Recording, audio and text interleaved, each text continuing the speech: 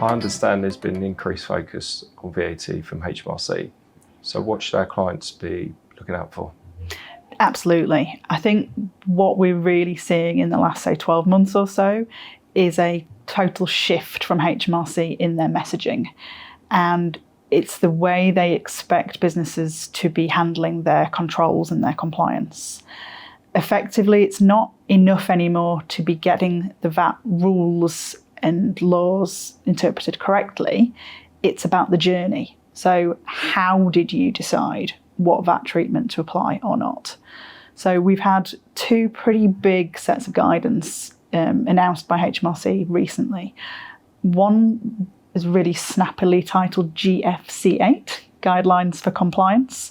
But their first one, GFC8, is effectively their rule book for compliance. And it's a bit of a monster. And what they've done is they've picked out all sorts of different areas where they've basically gone, this is what clients tend to get wrong, and we expect you to get it right. And this is how we expect you to get it right. You need to prove to us, what checks are you doing? How do you reach this decision? Who within the business is responsible for this? All these processes to go through.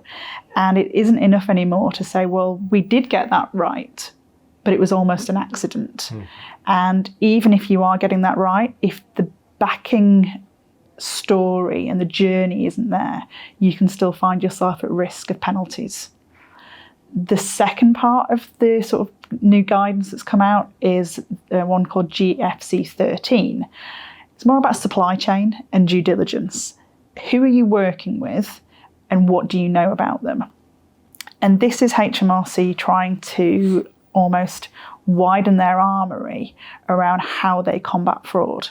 And what they're saying here is you need to be certain that you are doing an appropriate level of checks and balances to make sure you're not getting into bed with the wrong people. And if you inadvertently become involved in in fraud in the supply chain, even if there was no direct wrongdoing on your part, if you haven't done the appropriate checks to make sure that others aren't doing that, again, HMRC can raise penalties, and what they can also do is block you from input tax.